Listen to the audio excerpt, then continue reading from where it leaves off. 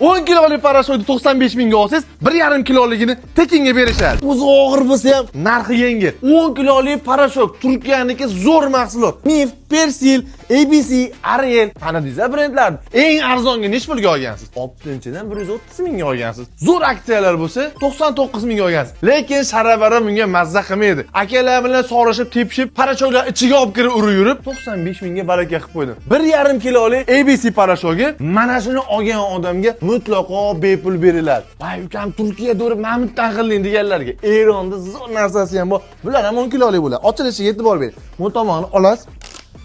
Buni ko'ring. Bir paytlar o'qlangan tuz qo'shilgan u narsa emas. Buni bemalol bizning nomimizdan kelib 105 ming so'mga olib ketsalar bo'ladi. Faqat parashyut bilan cheklanasanmi deysizmi?